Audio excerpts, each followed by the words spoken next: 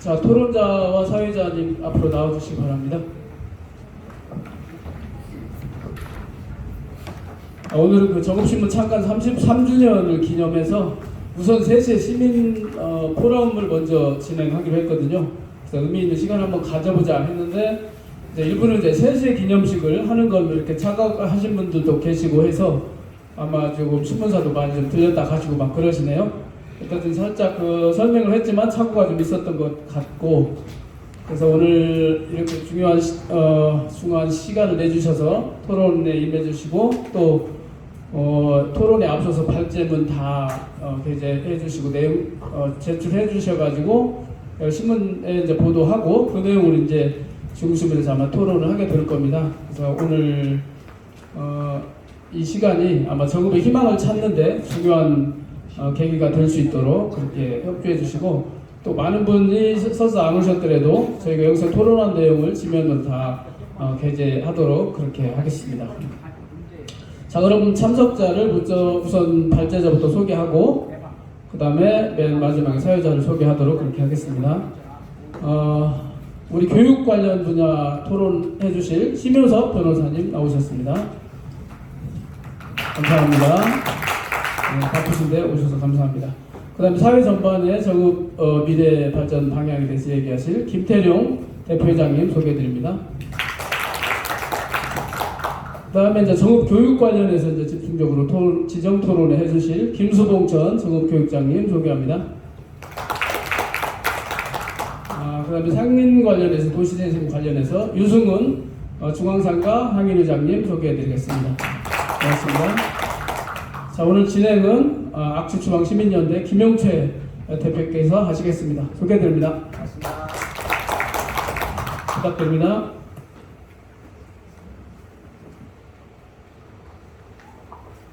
네, 방금 소개받은 정읍에서 악취 추방 활동을 하고 있는 김용채입니다. 오늘 정읍신문 창간 33주년을 맞이해서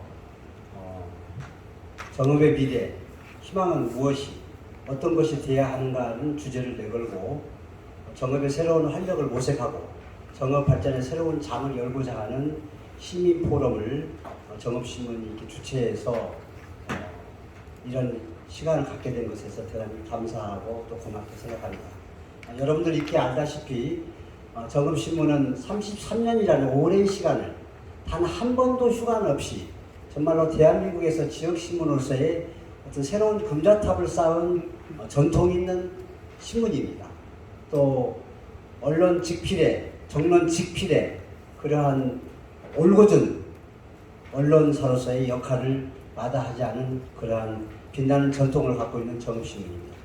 오늘 정읍신문의 제33주년 행사를 창간을 다시 한번 축하하면서 오늘 미흡하지만 정읍 발전을 위해서 오늘의 이 토론이 충분히 유익하고 건설적인 그런 방향을 제시할 수 있도록 다 함께 기원을 해야 하겠습니다. 그러면 오늘 발제자는 시간 제한을 한 20분 정도, 그 다음에 토론자는 10분 이내, 그리고 방청석에 계시는 시민 참여자분들은 한 3분 정도의 발언의 시간을 갖도록 하겠습니다. 그럼 먼저 우리 심효섭 변호사님으로부터 시작해서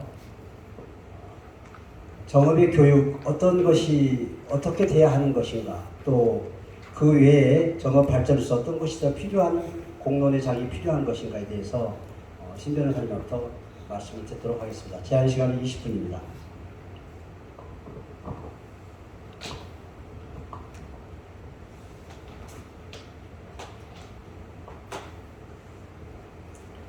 예, 심효섭 변호사입니다. 자료를 첨부해 주시고요. 아마 자료 분량이 많아서 제가 자료를 발췌하고 일부는 좀 새로 추가해서 20분 내로 말씀을 드리겠습니다. 구체적인 내용은 자료를 나중에 참고해 주시길 부탁드리겠습니다. 20분이기 때문에 지금 3시 7분이니까 약 3시 반까지 하겠습니다. 제목은 정읍 미래가 희망하는 현재입니다. 대부분의 사람들은 우리가 하는 일이 미래를 창조할 것이라고 믿습니다. 그러나 미래학자 토마스 프레이는 미래가 현재를 창조한다 그렇게 말합니다.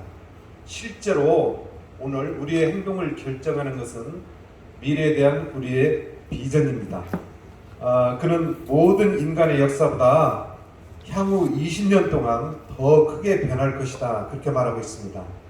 또 프레이는 미래에 대한 명확한 비전을 수립하는 것은 최우선 순위가 아닌 절대적인 필수 요건이다 그렇게 주장하고 있습니다. 첫 번째, 방안의 코끼리라는 말이 있습니다.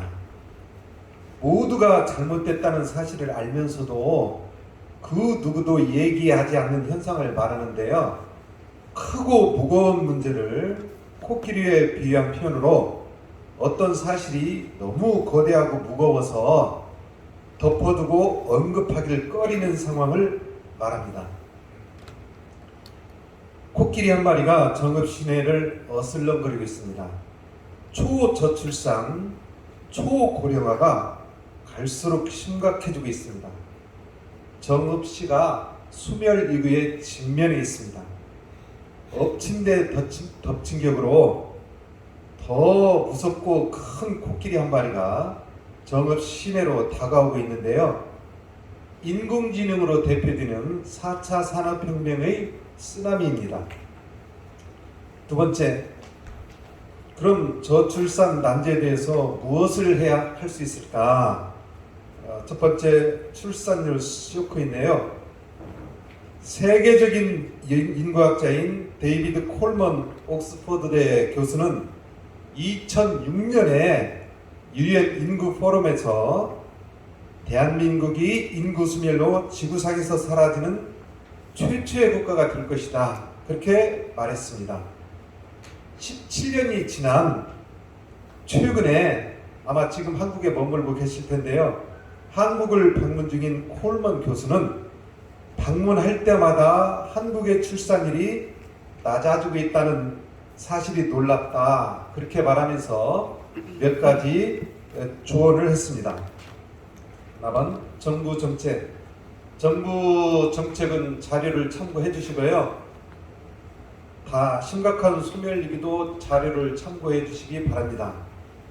우리나라가 국가 소멸될지도 모른다.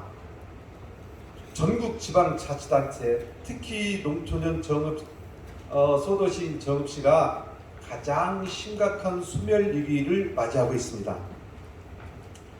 이와 관련해서 국가도 못하는 것, 정읍 지방자치단체가 하기가 어렵겠죠. 제가 무슨 정책을 제시하는 것은 저희 역량을 벗어나고 있고요. 다만 저는 한 가지 제안을 드리고 싶은 것이 있습니다. 바로 정읍시가 정읍 종말시계를 설치해서 경각심을 가졌으면 좋겠다. 그런 의견입니다. 제가 보내준 자료를 보시면 페이지 6쪽, 7쪽에 나와 있는데요. 6쪽, 7쪽에 나와 있는데 정읍시가 7쪽에 보면 지난 수십 년간 인구 감소 추세로 미루어 짐작할 때 정읍시 공동체 분기는 이대로 가면 명확해 보입니다. 정말 심각한 상태죠. 그래서 저는 정읍시청에 정읍 종말시계 또는 운명을 알 시계를 설치해서 정읍 시민이나 시 공무원들이 그걸 볼 때마다 경각심을 가졌으면 좋겠다. 그걸 건의드리고 싶습니다. 세 번째, 4차 산업혁명 시대에 그럼 우리가 무엇을 해야 될까? 아까 말씀드린 대로 4차 산업에 관해서는 제가 이미 프린트된 정읍시민이 제공한 자료를 참고해 주시고요. 정읍시는 농촌형 소도시라서 4차 산업혁명을 피부로 잘 느끼지 못하는데 정말 심각하고 정말로 큰 영향을 줄 것으로 예상을 하고 있습니다. 이미 미국을 중심으로 우리나라가 그 영향을 받고 있습니다. 다음은 4차 산업은 양면성이 있는데요. 유토피아적인 낙관론자도 있습니다. 그러나 디스토피아적인 비관론자도 있습니다. 핵무기보다 더 무섭다. 사탄을 불러들이는 것이다. 강력하게 경고를 하고 있습니다. 아직 법과 제도, 윤리적인 기준이 마련되지 않은 상태인데 인공지능으로 대표되는 4차 산업혁명이 비약적으로 놀라울 정도로 발전을 하고 있습니다.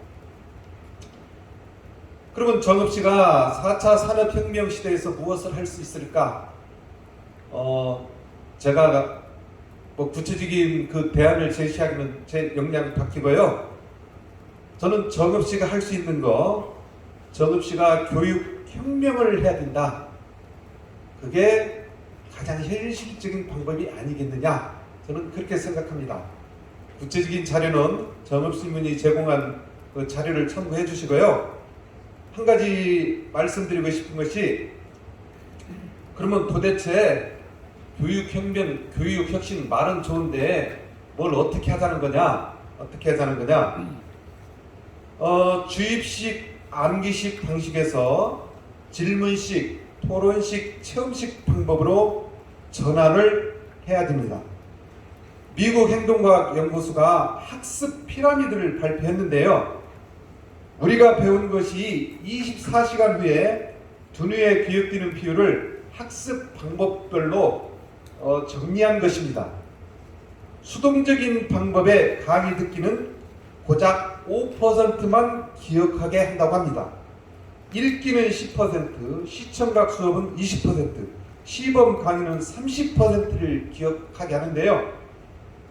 이에 반해서 참여적인 방법인 토론은 50%, 실제 해보기는 75%를 기억하게 합니다.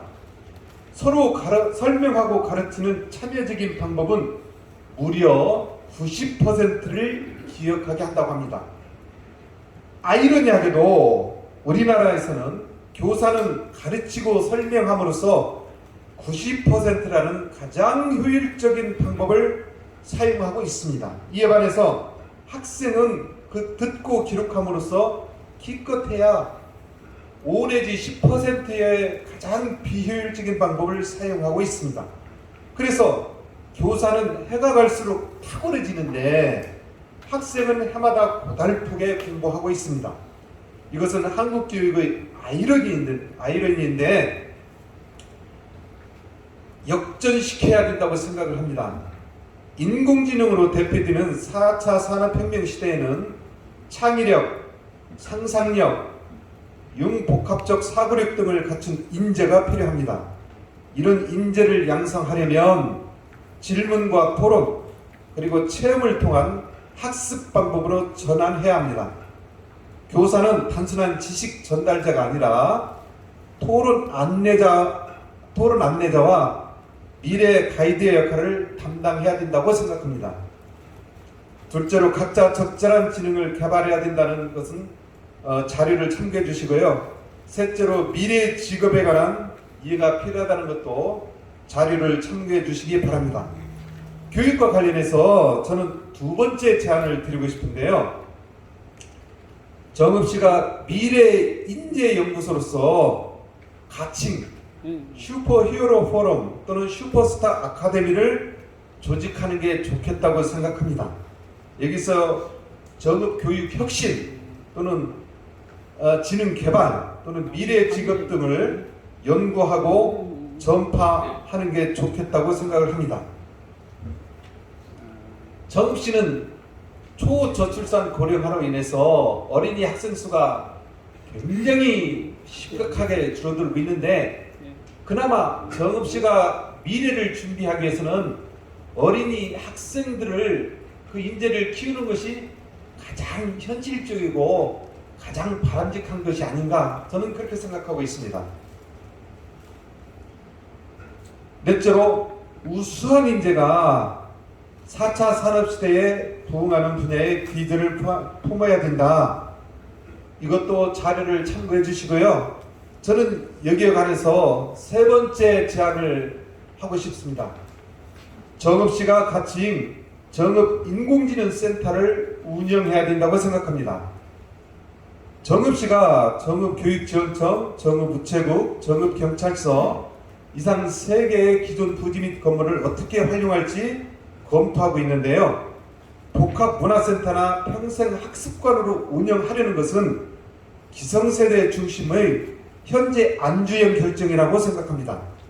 정읍시는 미래의 관점에서 결정을 해야 됩니다. 미래의 주인공이 4차 산업혁명을 학습하고 체험할 수 있도록 정읍시는 4차 산업혁명과 관련된 학습관과 체험관으로 운영을 해야 됩니다. 공간을 많이 확보할 수 있는 정읍교육지원청 또는 정읍경찰서를 정읍인공지능센터로 운영하는 것이 가장 바람직하다 그렇게 생각합니다. 정읍인공지능센터에서 어린이 학생은 첫 번째로 4차 산업혁명과 관련된 다양한 분야의 강좌를 수료하고, 두 번째로 인공 로봇의 발표나 경진대회를 갖고, 세 번째로 챗GPT나 바드 등 챗봇을 사용하는 경험을 갖고, 네 번째로 가상세계를 경험하고 토론하고, 다섯 번째로 인공지능을 활용한 창작활동, 작곡이나 작사나 그림이나 소설이나 동영상 등을 작성해보고, 다섯 번째 인공지능형 업무형 프로그램 경험을 하고, 일곱 번째 인공지능 윤리 문제를 토론할 수 있는 경험을 갖게 해야 됩니다. 미래의 주인공들은 성큼 다가온 미래 생태계를 온몸으로 느낄 수 있을 것입니다. 이와 같은 활동들은 직업 선택에도 좋은 영향을 주고 학생생활 기록부에도 유리하게 반영될 수 있을 것입니다. 그런데 현재 정읍시민이 어린이 학생에게 미래 세상을 준비할 기회를 주지 않는다면 미래 후손이 현재 정읍시 또는 정읍시민들한테 직무유기죄와 배임죄의 책임을 물을 것 같습니다. 정읍시가 타산지석으로 삼을 만한 사례들이 있는데요. 광주광역시는 인공지능 중심의 산업 융합 직접 단지 조성 사업을 추진하고 있습니다. 그리고 인공지능 사관학교를 운영하고 있습니다. 전라북도 교육청은 올해 기존 전라중학교 부지에 미래교육 캠퍼스로 운영할 수 있는 예산을 확보했습니다. 인근 고창군은 올해 호남권 드론 통합지원센터 유치에 성공을 했습니다. 네 번째 제안을 했어요. 네 번째 제안은 정읍시가 미래 전략 기획팀으로서 가칭 정읍 가디언스를 조직해야 된다 그렇게 생각을 합니다. 그 아이디어는 그 자료를 참고해 주시기 바랍니다. 여기에는 단순한 정읍 공무원들로 주축이 돼서는 안 되고 인구학자, 미래학자, 인공지능 전문가 등을 포함시켜야 된다고 생각합니다. 그리고 정읍시가 매년 통계보고서를 작성해서 정읍 시민들한테 공개를 했으면 좋겠습니다. 철학자 게오르그 헤겔이 역설적으로 말을 했는데요. 역사는 우리가 역사로부터 아무것도 배우려 하지 않는다는 걸 가르쳐준다. 그렇게 말을 했습니다. 어째서 정읍시는 지속적으로 우하향하는 추세를 모른 척하는지 본인은 납득하기 어렵습니다. 소멸 붕괴의 위험 신호를 직시해서 경각심을 가져야 합니다. 나아가서 현재 실정은 미래 비전과도 대화해야 합니다. 정읍시가 현재 기성세대 중심에서 미래 인재 양성 그리고 미래 산업 중심으로 전환해야 된다. 그렇게 생각을 합니다. 그리고 정읍시가 교육혁명, 교육혁신을 일으켜서 1당 10의 능력을 키워야 된다고 하는 것은 앞에서 언급을 했고 이미 자료도 나타나니까 참고해 주시기를 바라겠습니다. 정읍시가 축산업을 혁신시켜야 하는데요. 먹거리 산업은 미래에도 여전히 중요합니다. 그런데 초저출산과 초고령화는 인력난을 심화시킬 것입니다. 게다가 세계적 기후변화는 농축산업의 위기를 초래할 것입니다. 농축산업이 중요한 정읍시의 난제라고 생각을 합니다. 정읍시의 첨단 산업 단지는 미래의 경제의 한 줄기 희망의 빛이라고 생각합니다. 연계 산업이 활성화될 수 있도록 정읍시가 적극적으로 계속적으로 지원을 해야 됩니다. 다섯 번째, 희망의 도전, 맺은말을 드리겠습니다. 궁 즉 통이라는 말이 있습니다. 이는 궁하면 변해야 통할 수 있고 그래야 생존과 발전이 있을 수 있다는 말입니다. 궁즉통하기 위해서 본인은 4가지 제안을 드렸습니다. 다시 말씀드리겠습니다. 첫 번째로 정읍시가 정읍 종말시계를 설치해서 경각심을 느껴야 합니다. 두 번째로 정읍시가 미래 인재연구소로서 슈퍼히어로 포럼 또는 슈퍼스타 아카데미를 조직해서 운영해야 합니다. 세 번째로 정읍시가 정읍인공지원센터를 운영해야 됩니다. 정읍지역 교육청 자리나 정읍경찰서 자리를 활용하는 게 좋겠습니다. 네 번째로 정읍시가 미래전략 교육팀으로서 가칭 정읍 가디언스를 조직해야 됩니다. 인구학자, 미래학자, 인공지능 전문가 등을 다 포함시켜서 정읍 미래를 연구하고 고민하고 실천을 했으면 좋겠습니다. 기타 더 세부적인 자료는 정읍신문이 준비한 자료를 참고해 주시길 바라겠습니다. 25분이라서 20분 내에 끝내서 다행입니다. 감사합니다. 우리 신 변호사님이 시간을 정확히 잘 지켜주셨어요. 원래 약속했던 시간보다 한 2분, 2, 3분 정도 짧게 해주셨습니다. 정읍이 안고 있는 인구의 감소, 여러 가지 어떤 그런 제약적인 문제를 교육의 개혁을 통해서 뭔가 그 활로를 찾아보자 하는 굉장히 미래지향적인 말씀을 해주셨습니다. 물론 교육 자체가 일개의 어떤 지방자치의 한 도시의 그 역할로 하기에는 여러 가지 부족한 점들이 많죠. 그러나 정읍만의 독특한 어떤 그런 그 시스템을 구축해 보는 것은 굉장히 의미 있는 일이라고 생각을 합니다. 다행히 여기 또 김수봉 그 정읍교육지원청 교육장이 없었던 그 김수봉 교육청이 오셔서 앞으로 토론에 이 문제가 굉장히 활발하게 전개될 수 있을 것 같습니다. 다음은 정읍시 미래 희망은 어디서 어떻게 찾고 만들어 가야 하는가? 정읍신문사의 대표이신 김태룡 사장님으로부터의 발제 토론을 듣겠습니다. 예, 반갑습니다. 귀한 시간들 내주셔서 이렇게 참여해 주시는 데에서 감사드리고요. 저는 정읍시 미래 희망은 어디서 어떻게 찾고 만들어 가야 하는가라는 큰 화두를 던졌습니다. 거기에 지금 교육 부분을 이야기한 과정 속에서 우리 신 변호사님이 공부를 많이 하셔가지고 또 준비를 또 많이 하셨네요. 또 생각하지도 않는 경찰서 부지를 정읍 인공지능센터 건립도 한번 생각해볼 문제라 이렇게 말씀하셔서 제가 뜨끔했습니다. 지금 현재 제가 발제하는 과정 속에서도 이제는 교육혁명을 얘기했지만은 우리 신 변호사님은 저는 정읍 시민들의 포괄적인 동학정신에 기인한 의식혁명이 지금 제2의 의식혁명이 필요하다 하는 데서 출발을 하려고 했는데 제가 결론부터 말씀드릴게요. 경찰서 부지는 어쨌든 우리 정읍시가 담을 수 있는 그릇이 없기 때문에 세미나 회의할 수 있는 유스 호스텔화 내지는 단품 영민관으로 관이 주도하든지 아니면 민간이 반반해서 하든지 장명동 사무소 그 다음에 국세무서 자리를 포괄적으로 해서 진행을 반드시 관철시키지 않으면 안 된다. 마지막 그게 희망이 될 수가 있다. 그래서 큰 그림을 그려야 된다. 그래서 오늘 저희가 창간 33주년에서 기념식에 참석을 못한다고 하는 우리 윤준병 전 국회의원님하고 우리 이학수 시장이 또 코로나 걸려서 못 온다고 했는데 제가 메시지는 분명히 전달을 했습니다. 그래서 상인들도 그렇게 원하고 있고 과거에 우리가 간담회 했을 때 그런 어떤 의지 결합을 했는데 이제는 일치 단결해다 해야 되는 그런 상황이 증명했다는 말씀을 전했습니다.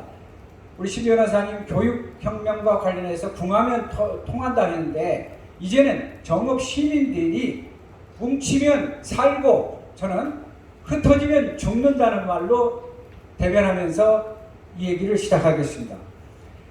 지금 현재 정읍의 현실은 여러분도 아시다시피 많은 사업들이 진행되고 많은 일들이 진행됐었지만 실질적으로 정읍시의 인구를 늘려갈 수 있는 유발할 수 있는 그러한 콘텐츠나 그러한 상징적인 건물은 없었습니다. 그 중에 가장 중요한 것이 아까 말씀드렸던 150명, 200명 아니면 30명, 50명이라도 전국 상인의 연합회를 정읍에서 오도록 해서 세미나하고 대책을 마련하는 이런 장소로 쓸 공간이 없다는 아주 참담한 현실적인 얘기부터 시작을 해야 되고 그러면서도 그걸 정치인들은 사실상 인식을 하고 있는지 모르는지 저도 어쨌든 답답함이 정말 많습니다. 그래서 2019년 7월 정읍시가 2030년도 도시기본계획서를 국토교통부에 제출한 자료를 보면은 그때 인구가 13만 5천 명이 될 거라고 얘기했어요. 그런데 지금 현재는 인구가 얼마입니까? 지금 10만 4월 기준인가 4,458명이라는 숫자가 현재 정읍시의 주민등록상에 되어 있는 인구라는 겁니다. 그래서 정읍시 역시 전국과 마찬가지지만은 소멸될 그런 도시에 소속이 되어 있다. 그래서 어쨌든 박근혜 정부 시절부터 해가지고 그러한 도심도 살리고 인구 소멸한 지역을 살리고 이렇게 하기 위해서 도시재생 사업이 그 일환으로도 시작이 됐었고 문재인 정부 들어와서는 엄청나게 확대했습니다. 도시재생 뉴딜 사업이라고 해가지고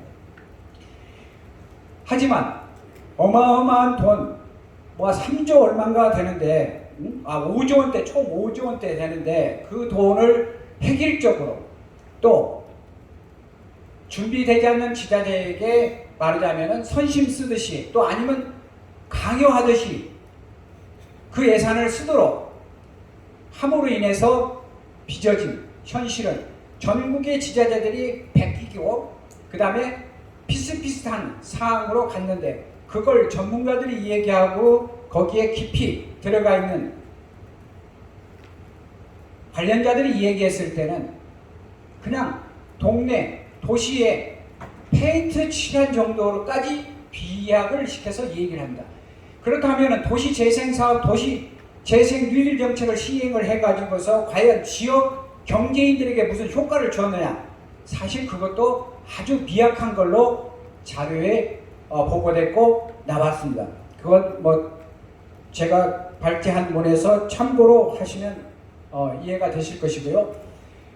그 대표적인 것들이 최근에 물론 우리 정읍신문에서도 지적했고 많은 언론사에서도 그와 같은 도시재생과 관련 사업을 얘기하고 했었죠. 저기도 제 자료다 내가 발췌해서 이렇게 좀 가져왔고 여기저기 가져 있는 거 그래서 우리 정읍신문에서 역시 우리 이준학이가 취재해서 내놨던 그런 자료 그리고 결과적으로 그 도시재생의 뉴딜 사업으로 마무리되어가는 과정 속에서 결국에 남는 것은 고만고만한 건물을 이제는 누가 어떻게 관리하고 어떻게 이걸 할 것인가에 대해서 오히려 고민하고 유지 관리 비용을 들여줄 수 있는 것을 생각하게 됐다는 거죠. 최근에 지금 현재 진행되고 있는 상황에서 시기 공영 주차장을 2층에 지금 2층으로 올려서 옛날 주차 대수보다도 줄어드는, 늘려도 시원찮은데 말하자면은 단순히 도시재생 사업비를 집행하기 위해서 지금 진행하고 있는 그런 안타까운 현실이 전국의 지자체에서 벌어지고 있는 것이고 정읍시에서도 지금 현재 벌어지고 있는 사안이라는 것이죠. 그래서 그런 것들을 참조하고 강조해서 윤석열 정부에서는 그럼 얼마나 크게 달라질 것이냐. 근데 이미 발표한 그 내용이 나와 있어서 제가 여기 언급은 했었는데 어쨌든 그것도 그 내용이 비슷비슷해요. 근데 과연 그게 실효성을 거두고 과연 여기서는 조금 선택과 집중을 하겠다는 그런 얘기도 좀 나옵니다. 그리고 선별해서 좀 하겠다 하는 그런 얘기가 나오는데 그것도 이제 지켜봐야 할 사안인데 과연 그것이 그대로 갈 것인가. 그 다음에 민간이 앞장서서 또 협업해서 진행할 수 있도록 이렇게 하면은 적극적으로 지원해서 세제 혜택 내지는 지원금도 보조해 주겠다 하는 그런 내용도 발표가 됐습니다. 그래서 그건 또 참조해 주시길 바라고요. 그렇다면 우리 정읍시에서는 이런 현실 속에서 어떻게 해야 그래도 정읍이 희망을 찾을 수 있을 것인가에 대해서 서두에 제가 결론적으로 얘기했던 그런 부분에 있어서 정읍시는 교통의 요충지인 만큼 KTX라고 하는 것을 가지고 있는 만큼 고속도로하고 인접해 있는 만큼 이걸 최대한대로 활용을 해야 되겠다.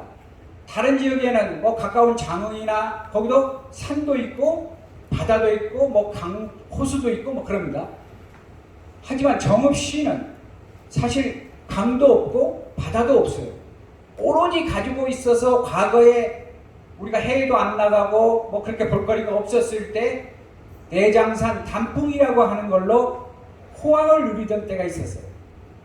물론 그때는 인구도 많았었고 다 이 자리에 계신 분 정도의 연령이라면은 과거 내장산에 와가지고 차를 못 타가지고 내장산에서부터 시내 역전까지 걸어서 오고 걸어가던 그런 시절이 있었다는 얘기죠.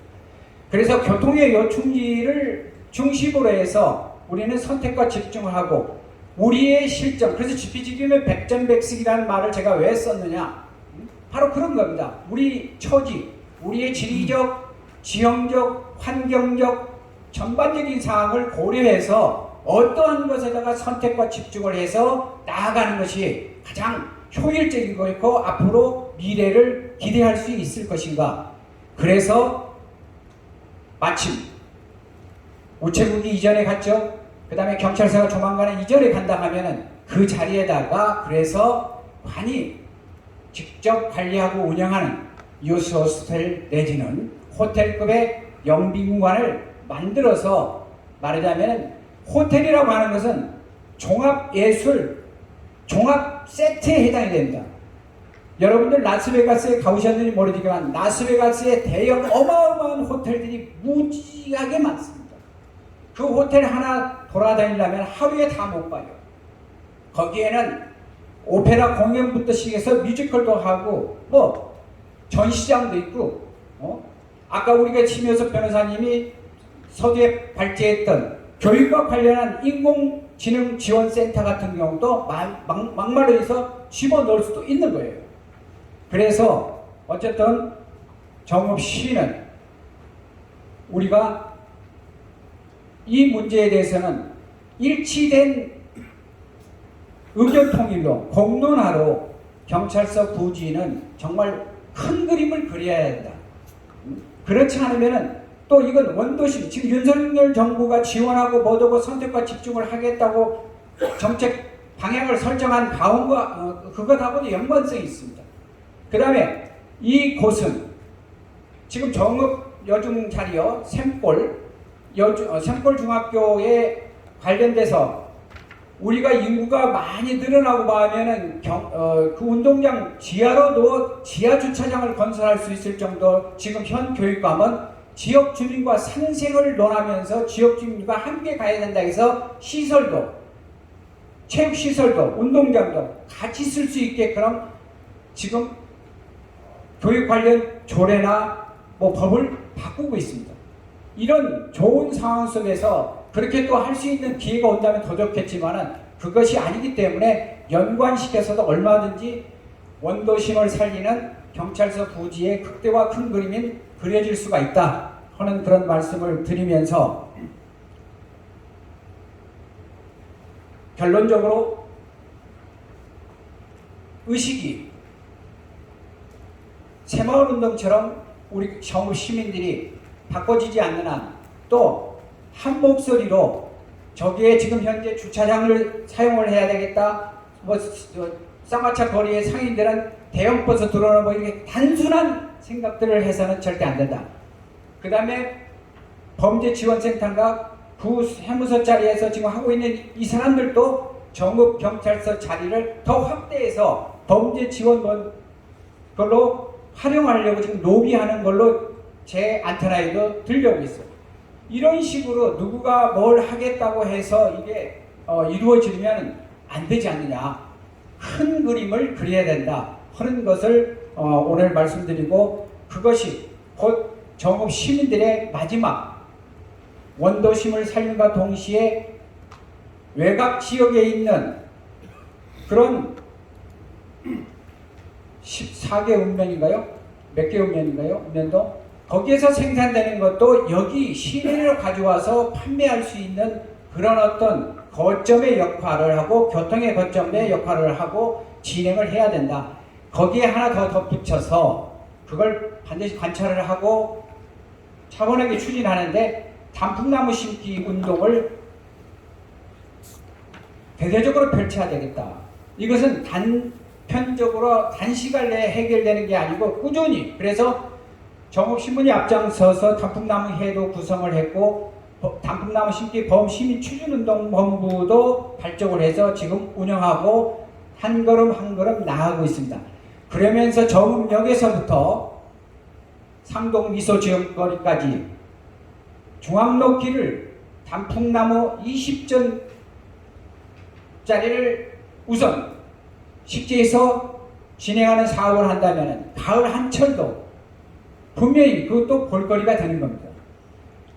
뭐 다들 얘기했지만 정읍에 오늘 또 축하한다고 오셨다 가신 분 중에 한 분도 정읍에 오면은 상징적으로 정읍역이나 터미널에 그냥 조그마한 단풍나무는 좀 보일지언정 상징적인 큰 단풍나무 거기서 촬영하고 기념 촬영하고 마스코트 역할을 할 수 있는 나무가 없다. 그 부분에서는 국회의원이나 시장도 다 공감을 했어요. 공감을 했으면 실천을 해야 되는데 실천을 하지 않고. 그래서 오늘 저는 그 두 가지를 정읍 시민들의 중지를 모으고 뭉치면 살고 흩어지면 죽는다는 생각으로 다른 한 길로 가려고 하시지 말고, 뭐 나무를 심는다니까 뭐 그늘이 생긴다는 둥 간판이 가려진다는 그런 소소한 잡음이 또 그게 문제가 되는 거냐 방향을 선회하는 그런 일이 없이 이 두 가지만큼은 꼭 관철을 하고, 그것이 정치권을 하여금 정치 지도자, 시장, 국회의원들, 우리 여기 도의원 오셨는데 여명석 의원님을 비롯한 여러분들이 꼭 챙겨서 해야 될 겁니다. 해야 됩니다. 단풍나무 심기 계산을 해봤어요. 20견짜리 저희가 살 수 있는 게 20만원 이짝저짝이에요. 거기에 한 나무당 뭐 인건비 10만원 한다고 하더라도 30만원에서 50만원 주면은 역전부터 시작해서 상동 미소 지금 거리까지 천주 모십니다. 모심어요. 천주한다 하더라도 3억이고 30만 원은 3억이고 50만 원이면 5억밖에 안 돼요. 그런 돈을 엊그저께 벚꽃 축제 하는데 가수 데리다 못 오고 구절철 축제 운영하고 관리하고 하는데 5억에서 10억 이상 공무원들이 거기에 투입되고 못 오고 하는 것까지 다 합치고 거기 사용료 주는 것까지 한다 하면은 더 많은 비용이 들어감에도 불구하고 왜 이런 나무 심기 같은 것도 하지 않느냐 하는 데에 대해서 문제 제기를 하고, 그래서 오늘 이 포럼을 개최한 이유 중에서도 이제는 그런 어떤 일치된 말로만 우리가 동학의 후예고 동학 정신을 계승한다고 하시면 되겠습니까? 고부봉기로 시작된 전국화된 동학농민 운동에 뭐 깃발을 내세우듯이, 깃발은 이럴 때도 내세우라고 했습니다. 이건 사사로운 어떠한 것을 주장하고 그걸 관철시키려고 하는 것이 아니기 때문에 그런 정신을 가지고 제2의 새마을운동 하듯이 의식혁명을 통해서 정읍경찰서 부지를 큰 그림으로서 유소스텔화 내지는 영빈관으로 건립하는 데 힘을 모아줘야 되고, 각각 개개인은 정읍 시민들 누구나 내 집에 단풍나무 한 그루 심고 이웃집에도 한 그루 나눠주고 우리 동네에다가 한 그루 더 심는 그런 운동을 펼치고 실천했었을 때 그 결과는 조만간 20년, 30년 후에는 엄청나게 크게 비약적으로 드러날 것이라는 것을 말씀을 드리면서 이만 마치겠습니다. 고맙습니다. 20분 안 됐죠? 김태룡 대표님이 정읍 발전에 대한 여러 가지 말씀을 주셨는데, 사실 제가 사회를 보고 있지만 정읍 문제하면 저도 굉장히 할 얘기가 많습니다. 제가 1973년도에 고등학교를 졸업하고 지금 2013년이니까 50년이 흘렀습니다. 고등학교 졸업한 지. 근데 그 당시 인구가 29만이었어요. 정읍시 인구가. 근데 그 당시에 제가 50년 후에 정읍이 29만 인구가 10만 5천으로 줄을 거라고는 상상조차도 해본 일이 없죠. 아마 여러분들 똑같은 느낌이 올 것입니다. 그만큼 정읍이 왜소화되고 축소되고 많이 위축되어 있죠. 유소스텔 얘기 나오고 호텔 얘기 나오고 영빈관 얘기 나오는데 불과 몇 년 전이었습니다. 내장산 저수지 좌측편에다가 유소스텔 짓겠다고 그 난리 법석을 깼지만 결국은 원상복귀 명령이 떨어져서 다시 나무가 심어지는 그러한 일이 있고, 불과 얼마 전에 내장산의 구 호텔 자리에 다시 새로운 호텔을 지켰노라고 그렇게 난리 법석을 치더만 지금 그 소식도 온데간데 없습니다. 어느 것 하나 이루어진 게 없습니다. 정말로 제가 지금 이 자색이 아니면 나중에 뭐 기회가 있으면 얘기를 하겠습니다만 너무나 안타깝고 정읍의 고향이라고 정읍에 들어와 살면서 너무 가슴 아픈 일들이 너무 많아요. 하여튼 특별히 정읍 경찰서 문제에 대해서 우리 심효섭 변호사님은 AI 센터, 인공지능센터를 좀 그쪽으로 좀 유치해서 한번 좀 변화를 시도해보자. 우리 또 김태룡 대표께서는 거기에다가 유소스텔이나 영빈관을 지어보자 하는 의견이 굉장히 좀 비슷하면서도 상충되는 그런 의견이어서 이거는 토론의 과정에서 한번 여러분들의 같이 한번 협의를 좀 해보는 것도 방법이 아닌가 싶은 생각이 듭니다.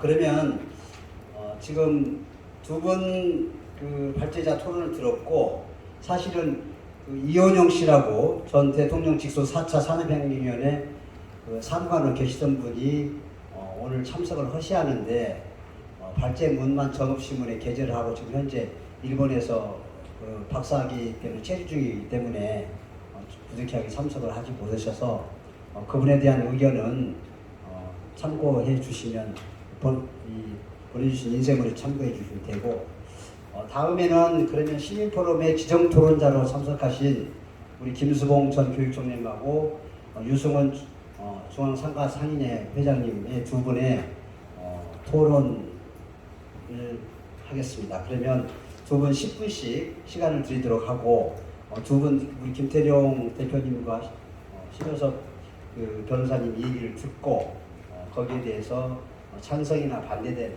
또 거기에 대해 부과될 그런 사안이 있으시면 이 자리에서 말씀을 좀 듣도록 하겠습니다.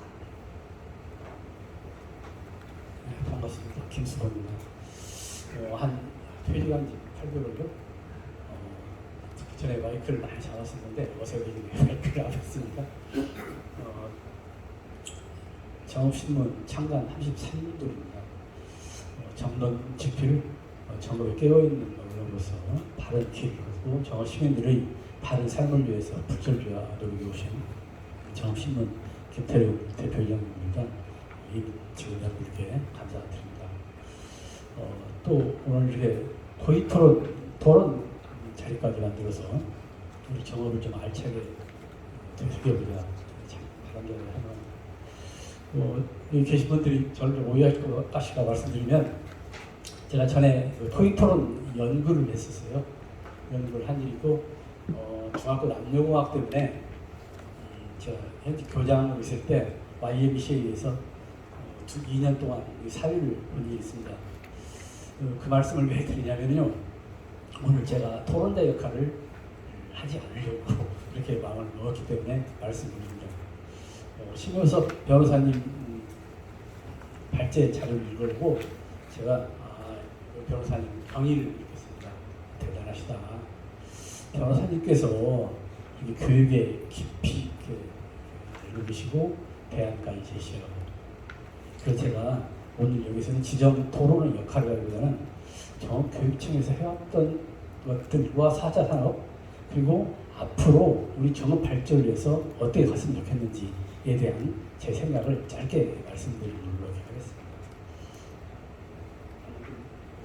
이해해 주시기 바랍니다. 모든 약은 단방약도 있고 흔히 용돈약도 얘기하잖아요. 급한 일은 빨리 시급을 다투는 일은 단방약으로서 처방을 해야 하지만 정읍의 뼈대를 세우는 그런 중요한 일 같은 경우는 시차가 필요할 수도 있습니다. 급하고 예산도 바로 써야겠지만 이런 것들은 위원회를 구성해서 의견을 모아보는 이런 진지한 과정도 필요하니까 이런 생각을 갖습니다. 제가 회의 때 교장으로서 이렇게 늘 강조했던 것이 국가교육위원회의 존폐 문제였습니다. 몇 년 전에도 정권 때 수시냐 정시냐 갑자기도 비율을 늘려버리고 조정해서 국민들을 혼란에 빠지게 했었고 요즘 또 국가교육위원회가 지금 68명인가 상임위 구성하고 5개 협의체를 구성했습니다.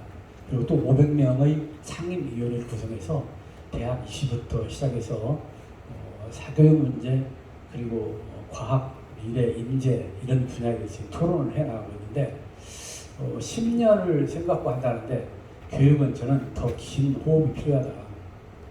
그래서 이 단발적으로 내가 어떤 역할을 맡았기 때문에 어떤 실적을 내야 한다보다는 조금은 더 긴 호흡으로 정읍의 제대로 된 발전을 위해서 뭘 해야 할 건지를 깊이 고민할 필요가 있지 않습니까? 이런 생각을 해봤습니다. 저출산 문제는 항상 안고 있는 과제고 아까 제가 좀 서 있으면서 김영채 사회자님과 학생 이야기도 언급했는데 지금 제가 정확히 기억을 못합니다. 정읍에 유초중고 학생이 10,000명대였어요. 근데 해마다 한 400명 이상씩 줄어듭니다. 지금 10,000명은 유지하고 있는지 모르는데 출생률도 있지만 빠져나가는 비율이죠. 그래서 지금 저출산하면 자연적인 현상입니다. 자연 현상인데 문제는 학령 인구가 빠져나가는 것은 이제 사회적인 현상이거든요. 이 사회적인 현상을 좀 늦추거나 정읍에 좀 더 매력 있게 하는 것이 저도 교육청에서 제 목표였습니다. 저는 통 크게 정읍 사람이라서 정읍에서 계속 살아왔고 지금도 살고 있고 그래서 좀 다른 시각으로 정읍이 교육 때문에 살고 싶고 교육 때문에 머물고 싶은 도시가 됐으면 좋겠다 싶어서 솔직히 교장회의를 자주 했었고 제가 찾아가서 교장 선생님들을 귀찮게 많이 해왔었고 또 학부모 협의체도 그런 이야기 나눴는데 이 문제는 그분들 이야기하는 문제는 중학교까지는 이해를 할 수 있겠다. 우리 심효섭 변호사님 교육혁명 말씀하신 지금 수업이 많이 변하고 있습니다. 교사 중심에서 학생 중심으로 변화되고 있고요. 또 가르침 중심에서 배움 중심으로. 교사가 가르치는 것이 학생들 배움과 어떻게 연결되고 그것이 삶과 어떻게 연결되느냐 이거에 대해서 지금 심도 있게 많이 고민하고 있거든요. 수업이 많이 변하고 있다. 그 입시 때문에 결국은 기승전대입입니다. 결국은 대학 입학이 잡고 있는 한 수업 변화는 어렵다. 초, 중학교 때 아이들이 학교에서 행복하게 보냈으면 좋겠다. 그러나 대학 입시를 앞두고 과연 행복하게 보내는 것이 그게 학력과 어떻게 연관이 되느냐 이런 이야기를 많이 할 때는 답이 별로 없습니다. 그래서 단지 이제 저 같은 경우는 정읍이 교육혁신 그리고 혁신학교를 운영하면서 그 여파가 정읍 학교도 쭉 이어져 왔는데 이 중학교, 고등학교가 혁신학교가 원래 그러던 혁신학교가 이어지지 않고 지금 정읍고하고 정주고등학교 혁신학교 운영하고 있는데 혁신학교가 진로 진학 쪽에 묶여 있습니다. 결국은 성과 위주로 나가기 때문에 그런 것들이 좀 안타깝게 생각을 하고 있고요. 변호사님께서 종말시계 말씀하셔서 그 자료 보면서 깜짝 놀랐습니다. 종말시계를 받아들일 때 시민들이 어떻게 볼 것인지 이 생각을 좀 했었습니다. 기왕이면 희망을 안겨주는 그걸 보면서 안도하면서 더 힘을 내는 그 방향도 있을지 않겠는가 이런 생각을 잠깐 해봤을 거예요. 4차 산업혁명 관련해서 말씀을 드리지 않을 수 없습니다. 정읍시에서 나름 노력을 기울이고 있고 정읍교육청에서 실은 14개 시군 교육청보다 4차 산업혁명 교실을 제일 먼저 만든 게 정읍교육청입니다. 근데 정읍신문에 한번 홍보를 했었으나 그게 큰 이슈가 될 수가 없었던 것이 예산 때문에 그렇습니다. 당시 이제 학교 운영위원장 협의회장이었던 여명선 현재 도의원께서 상당히 힘을 써주셔서 하긴 했는데 그때 예산이 15억이었습니다. 15억도 도교육청 미래인재과나 도의원들이 안 주려고 했습니다. 전주군산 직사도 가만히 있는데 정읍에서 무슨 4차 산업이면 15억 가지고 뭘 하려고 그러냐. 막 깎으려고 합니다. 그것도. 그래서 할 수 없이 정읍 학생복지관 도서관 있고 수영장 있죠. 그 뒤에다가 빗대가지고 제 기억에는 424제곱미터밖에 안 됩니다. 그 크기에다가 드론 축구장이 지금 있습니다. 3층에. 드론실 있고 AR, VR실이 있고 그 다음에 코딩실이 있고 또 아이들이 제일 겁을 내는 수학놀이실을 만들었습니다.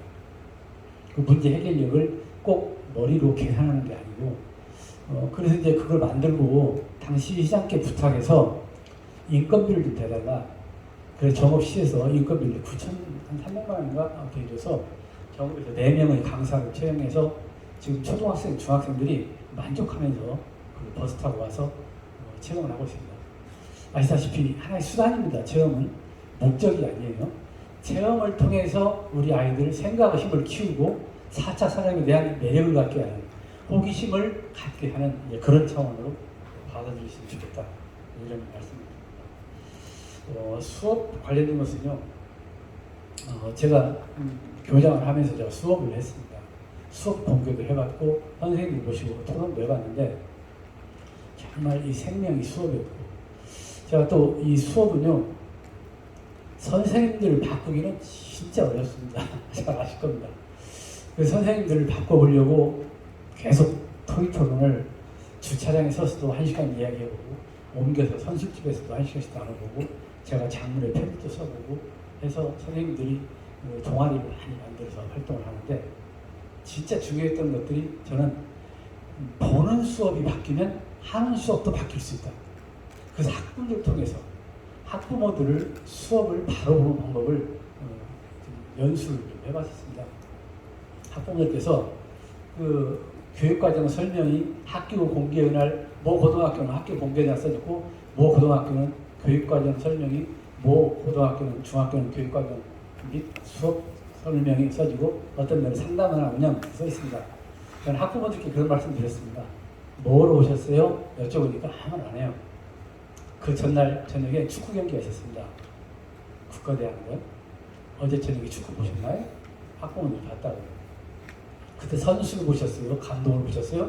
그러니까 학부모들이 저를 뻥을 쳐다보더라고요. 이상한 교정이 나는 것 같다 이렇게. 분명히 선수를 보셨죠?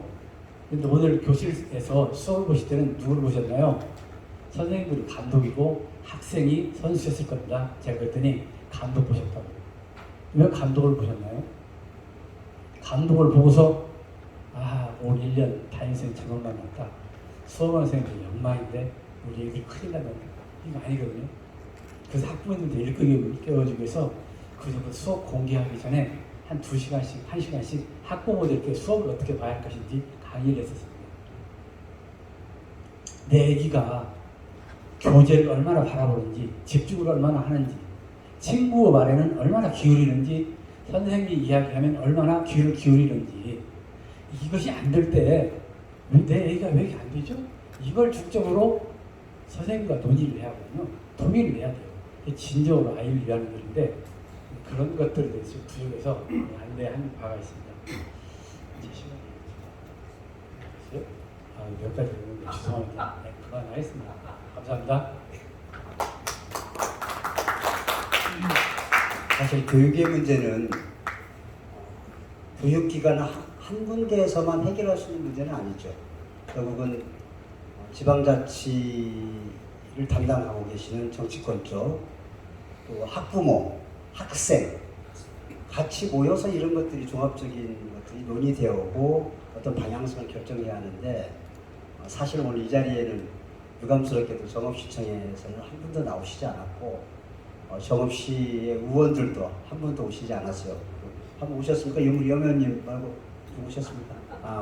죄송합니다. 이대용 의원님 오셨구나. 그래서 조금 더 다시 말씀드리겠지만 이런 논의가 저희들이 이렇게 오손도손 모여서 할 게 아니라 범시민적인 차원에서 범정읍시라는 차원에서 우리가 좀 광의적이고 좀 확대해서 뭔가 좀 논의가 실질적인 어떤 논의가 이루어지지 않은 것인가 하는 그런 아쉬움을 갖습니다. 하여튼 오늘 뭐 이렇게 출발한다는 것에 의미를 두고 좀 아쉽지만 계속 이어나가겠습니다. 다음은 우리 지정토론자로 유승은 중앙상가 상인회 회장님이 오늘 그 정읍 발전에 대해서 상인의 입장에서 상가를 대표하는 차원에서 먹고 사는 쪽에 지금 굉장히 중요한 문제잖아요. 좀 그런 실질적인 이 얘기를 두 분 토론을 통해서 어떤 얘기를 한번 들어보도록 하겠습니다. 잠깐 부탁드립니다. 안녕하십니까. 마이크 잡는 게 항상 어색한 유승훈입니다. 이렇게 토론자로 나오라고 제가 연락을 받았는데요.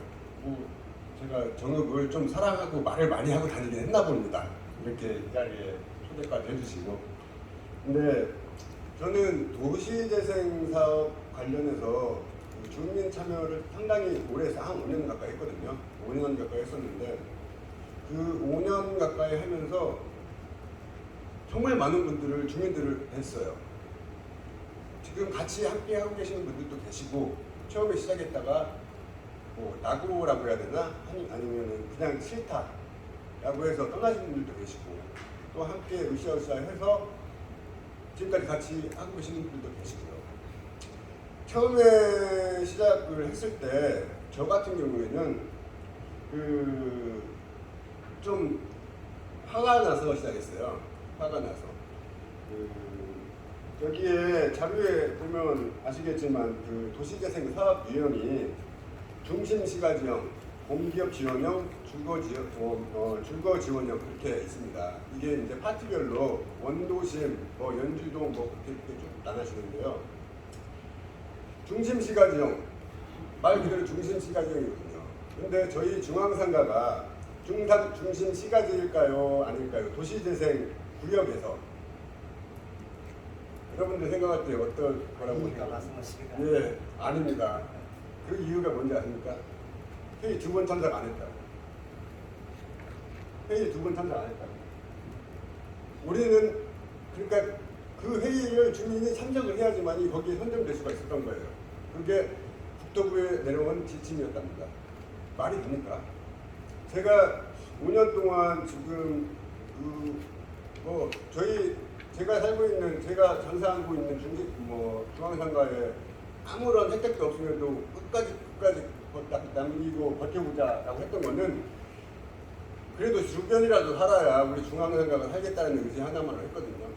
근데 저희가 또 하다 보니까 조금 내려주더라고요. 예산을 막 500만 원씩. 그걸로 이제 시내에다가 또 누구 말 한마디에 라벤더도 심고 옷도 하고 하라 그래가지고 하긴 했는데 참 정말 외지인이나 정부 사람들이 무조건 통과해야 되는 그 중앙상가가 그 사업 구간에서 빠지고 볼 수 없는데 거점 시설이 만들어지고 뭐하고 한다는 자체가 좀 아이러니한 부분들이 있었어요. 또 하다 보니까 저희가 정읍정신마을관리사회적 협동조합이라는 걸 만들게 됐습니다. 그게 왜 만들게 됐냐? 우리가 그거는 원도심 주민협의체라는 이제 원도심에 사는 주민들의 모임, 여기 계시는 분들도 지금 저희 협의체 위원님들도 계시는데 그냥 일주일에 한 번씩 만나서 그냥 동네 봉사해보자 그런 의미에서 만들어진 이제 주민협의체예요. 동에서 운영하는 주민자치위원 그런 게 아니고요. 그냥 주민협의체인데 다들 되게 부지런해서요. 금요일날 아침 9시면 다 나오셔가지고 회의하고 우리 어떻게 쓰레기라도 좀 주워볼까 하다가 공무원들이 저희한테 국토부에서 마을관리 사회적 협동조합을 만들면은 어떠한 거점시설을 위탁 운영할 수가 있으니까 한번 해보지 않겠냐라고 했습니다. 그래서 우리가 한 3년 정도 열심히 교육받았죠. 교육받고 또 어디 가서 견학도 가고 어떻게 하다가 정말 열심히 해서 마을관리 사회적 협동조합이라는 자격을 받았어요. 저희만 받은 게 아니라 리본 주민협의체, 리본 마을관리 사회적 협동조합, 또 그 연집들 마을관리 사회적 협동조합이 또 만들어지려고 했었는데 그쪽을 깨지고 지금 마을관리 사회적 협동조합이 2개가 생겼습니다.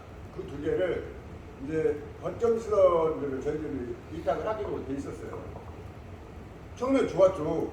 야 이거 우리 주민들이 이제 이거 여기서 수익 발생해 시켜서 또 저희 지역에 환원하고 하면은 이거 괜찮겠다라고 딱 생각했더니 이 거점시설 자체가요 아무런 활용도가 없어요. 예를 들어서 기업저장소라는 게 있거든요. 거기가 용도가 어떻게 의원님 혹시 거기 기업저장소 용도가 어떻게 되는지 모르시죠? 목조주택입니다. 목조주택에서는 아무런 영업 행위를 할 수가 없어요. 영업 허가가 안 나요. 그걸 저희한테 관리를 하래요. 또 어떻게 이상한 소문이 나가지고 이권단체가 돼가지고요. 그 수익도 하나도 안 나는 거 청소하고 관리하는데 우리가 무슨 이권에 개입했다고 이상한 그런 소문이 났어요. 아니 정부에서 시에서 하라고 해도 안 걸고 교육 받으라 해서 받은 건데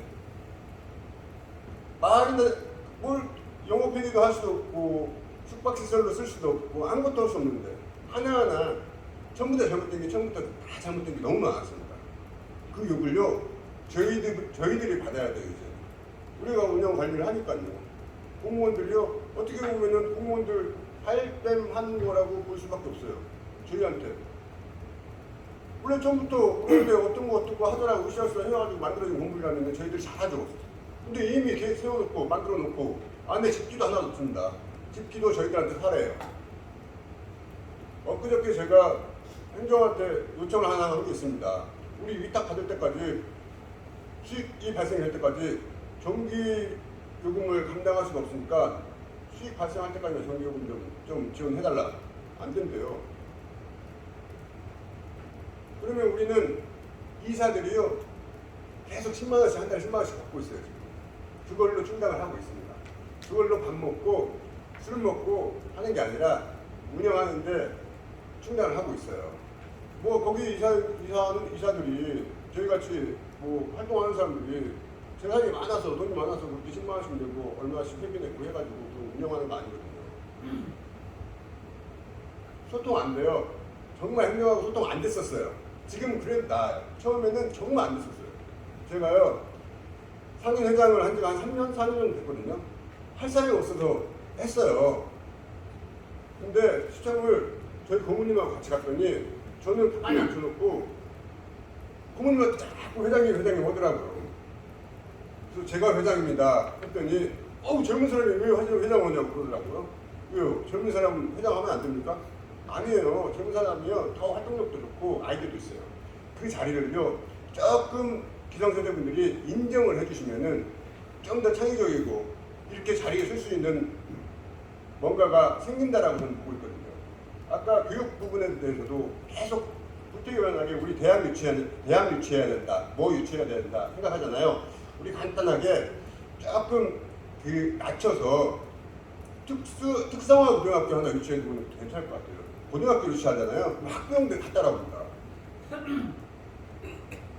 대학교 유치해봤자 뭐 학교 중에 잠깐 왔다가 그 학생들 여기서 술 조금 먹고 갈 뿐이지 고등학교 유치하면요 여기서 학부형들까지 같이 따라와요. 그리고 정읍에 뭐 고등학교가 있다라는 그 탄력이라는 게요 되게 되게 파장이 크거든요. 화산중학교 있잖아요. 그 정말 시골구석이에요. 알지도 못해 화산중학교 없습니다. 거기에도 화산중학교라는 그 중학교 특성화 중학교 하나 있으니까 엄청 그 동네가 막 상권이 생기더라고요. 정읍 시민들, 정읍에서 정상한 사람들 항상 힘들다 뭐 특게 누가 좀 사람 좀 있었으면 좋겠다. 근데 사람이 아직까지 크게 빠지고 그런 건 없어요. 그냥 돈들이 없어요. 다들 돈들을 안 써요. 서로 눈치 보이라고 코로나 핑계 대고 뭐 하고 하느라고. 근데 누가 이거 어떻게 행정이 이걸 경제가 좋게 만들겠습니까? 주민이 경제를 좋게 만들겠습니까? 제가 말이 점점 길어지는데요. 여기 계신 분들처럼 정읍을 사랑하는 마음이 있으신 분들이 한 분 한 분 우리 진짜 다단계처럼 전도하고 정읍을 사랑하자라는 마음들만 전하고 간다면요. 저는 정읍 분명히 정말 살기 좋은 도시, 안 떠나는 도시, 우리가 눈으로 보고 테마가 있는 도시로 저는 발전할 수 있을 거라고 보고 있습니다. 제가 그 유스 호스텔 제가 계속 말을 하고 있어요. 말이 길어져가지고 유스 호스텔 얘기를 들었을 때 너무 이거 혁신이었었어요. 야 이런 생각이구나. 정읍대를 유치 많이 하잖아요 본업에서. 그러면은 제가 커피숍 가거든요. 배달 많이 들어와요. 어디서 들어오냐면요. 여관에서 배달이 들어와요. 배달을 가잖아요. 그러면은 초등학생들이 그 여관에서 자고 있어요. 초등학생들이 거기서 태권도 연습하고 있어요. 그 초등학생들을 데려온 학부형들이 다음에 정읍대를 유치할 때 정읍에 가자고 하겠습니까? 저 같으면 안 가자고 할 것 같아요. 어른들도 가기 꺼려하는 눈치 보아서 가야 하는 러브호텔, 무인호텔 그런 데서 초등학생들이 자고 있다는 게 말이 됩니까? 잘 데 없어요. 있을 데 없어요. 도시재생 관점으로 보면은 우리 지금 게스트하우스가 하나 있거든요. 방 3개짜리. 그것도 그런데 유치한다고 쓴대요. 방 3개짜리가 뭘 씁니까? 우리 좀 전략적으로 생각하고 좀 포괄적으로 생각해서 무언가 한번 진행해 보시자고요. 정말 감사합니다. 우리 유승원 회장님이 정읍시청에 대한 커뮤니케이션이 전혀 안 되고 있는 거. 그거는 아마 여러분들도 일상에서 많이 느낄 거예요. 특히 공무원 사이라는 게 굉장히 오래된 그런 몸에 익은 여러 가지 그런 것 때문에 보다 진취적이고 창의적이고 어떤 창조적인 그런 쪽의 마인드보다는 현실에 그냥 안주하고 그런 쪽으로 많이 기울죠. 그러다 보니까 그들이 내거는 것은 늘 법제와 조례와 이런 어떤 고답적인 것만 얘기를 해서 더 나가기가 쉽지 않죠. 어떻든 오늘 그 두 분의 발제자들의 발표와 또 두 분의 지정 토론자의 발표를 다 저희가 토론을 마쳤습니다. 지금은 여기 계신 정말로 정읍을 사랑하시고 정읍을 아끼시는 분들만 오늘 오신 것 같습니다. 그래서 오늘 이 자리는 꼭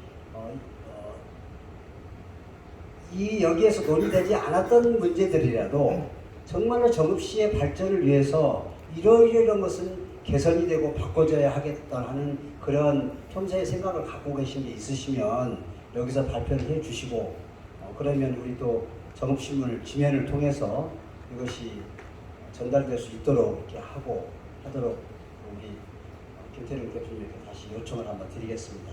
그러면 오늘 두 분 발제자 토론을 듣고 또 두 분 지정 토론자의 말씀을 듣고 오늘 참석하신 분들 중에서 그냥 마음 편하게 내가 살아왔던 정읍, 내가 지금 살고 있는 정읍 이런 문제 좀 바꿨으면 좋겠다. 그럼 뭔가 좀 나아질 수 있겠지 않겠느냐 그런 의견이 있으면 기탄 없이 말씀해 주시고 또 그 문제에 대해서 같이 우리가 토론해보는 시간을 갖도록 하겠습니다. 자 그러면 우리 한 회장님부터 좀 하실까요? 오늘 누가 손 드신 분 없어요? 예, 우리 여미원님 한 번. 괜찮습니다. 오늘 사실 조금 일정이 있어서 사실 김태룡 회장님한테 인사만 드리고 가려고 했는데 오늘 우리 발제자님이나 토론자를 보니까 이거 심상치 않구나. 중간에 또 도망가려 했더니 너무 내용이 좋아서 가보겠습니다. 정읍이 유명한 무엇인가라고 했을 때 우리 정읍신문의 이런 현실 의식에 대한 바로 문제 의식이 바로 정읍 미래가 아닐까라고 생각하면서 당연히 제가 평소에 갖고 있던 공통된 부모가 어떤 교육의 문제를 주셔서 교육을 좀 질문드리겠습니다. 심효섭 변호사님이 교육혁명이라고 했는데 이 정읍 내용뿐만 아니라 대한민국 전체의 어떤 교육혁명에 관한 그런 어떤 발제에 주셔서 감사드리고요. 김수봉 전 교육자님께서는 제가 한때 우리 정읍이 사실 교육의 중심지였거든요. 그래서 인근에서 우리 정읍을 올려드는데 지금 교육 때문에 떨어져 됐습니다. 그 부분이 제가 또 고용이 돼서 보니까 정말 인프라가 많이 부족하더라고요. 물론 교육 내용도 부족하지만 그런데 다행히도 우리 김수봉 교육자님께서 그런 교육의 인프라를 조금 채워주셨어요. 교육청 이전이라든가 아니면 남녀 공학이라든가 같은 사자산업 공학 같은 것도 많이 끌렸고 지금 우리 정읍의 가장 큰 학위인 정현적 위정 문제도 지금 씨앗을 뿌려서 진행 중이고요. 그래서 우리 심효섭 의원님께서 우리 정읍 방사수단에다가 AI 센터를 하는 게 어떨까라고 했는데 저는 그런 AI 문제는 공간의 문제보다는 좀 의지의 문제라고 보고요. 유승훈 회장님 말씀하신 제가 아까 우리 사회자님께 말씀했지만 50년이나 지금이나 우리 정읍의 교육 내용이 똑같거든요. 구조가 그때 인문학과 그대로 있어요. 유승훈 회장님 말씀하셨다시피 차라리 우리 정읍 인문계고등학교가 특성화고등학교 된다면 그런 다양성을 확보해서 정읍에 좀 희망이 있지 않나 생각하는데 그 부분에 대해서 말씀해 주시면 이거 염의원님이 교육 문제에 대해서 의견을 또 필요해 주셨고 우리 이도영 의원님 오셨으니까 시정을 지금 재선이신가요? 삼선이신가요? 하시면서 주민 대표로서 의회에 참석하시면서 느꼈던 여러 가지 생각을 좀 한번 좀 피력을 좀 해주시죠.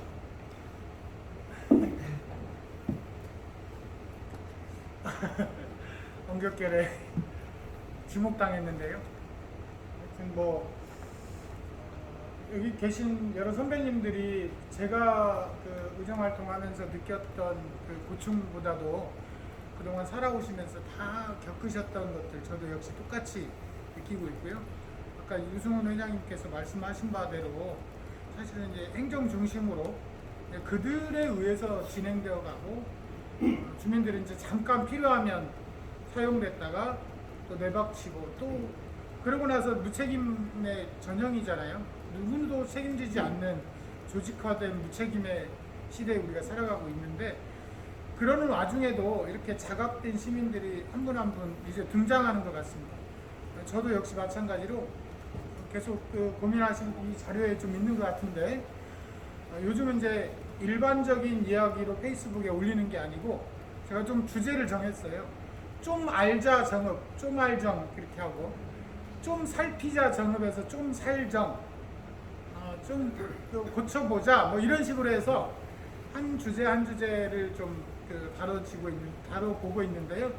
여하튼 이제 이렇게 언론이나 깨어 있는 시민들께서 우리 지역의 문제를 이젠 더 이상 놔두면은 완전 이제 10만 이하로 내려가는 건 당연하고, 또 이제 더 밑에 추락할 데가 없다라는 것을 인식하는 시점에 다다랐기 때문에 저는 거기서부터 다시 이제 점핑하고 도약할 수 있는 시점으로 이제 가고 있다고 생각이 듭니다.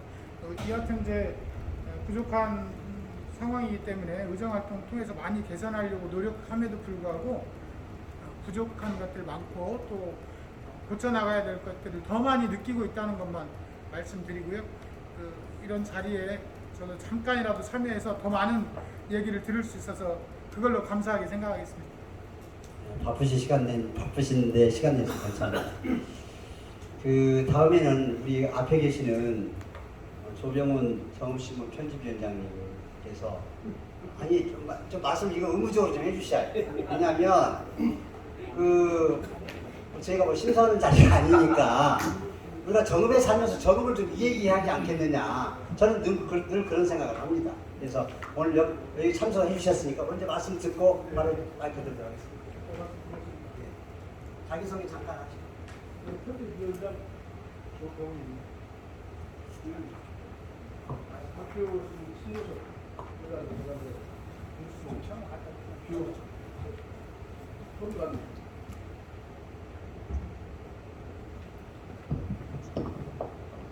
그런 말씀 잘 들었는데 어머니 화제 발표하신 것이 법안에서 저출산 길모식 토론 체험 방식에서 범정부적으로 해야 할 사업이지 지자체에서 부과를 가지고 있어요. 이거는 저출산이라는 것은 지금 우리 정부 정책이 노인 위주로 지금 가고 있거든요.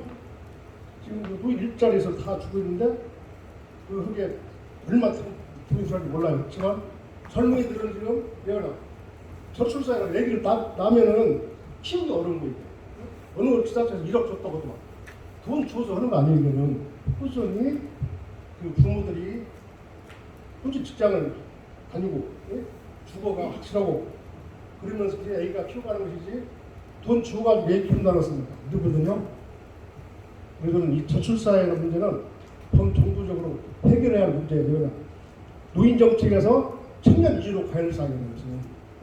뭐 노인 일자리에서 그 시니어급에서 30만 원 주고 70만 원 주고 그래서 수없이 주고 있는데 그런 사업 일부를 청년층 위주로 가자. 젊은층 위주로 해서 애기 낳고 애기 키우고 좋게.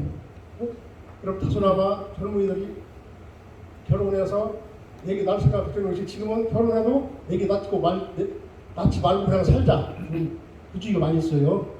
그렇게 하고 토론식 교육도 우리 가정에서부터 토론을 해 나가서 애기들이 거기에 바로 들어가지고 학교 가서 유치원에서도 토론하고 전반적인 교육 계획이 필요한 사항이지 우리 지자체 너무 겁하는 말씀이라 제가 이렇게밖에 말씀드릴 수가 없습니다.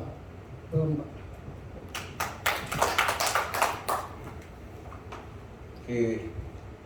우리 편집위원장님께서 평소에 듣게 하셨던 걸 정리하셔서 이렇게 말씀을 해주셨습니다. 잘 들었습니다. 다음 우리 김용진 선생님. 여기도 마이크 체질이라 마이크를 좀 켜려고.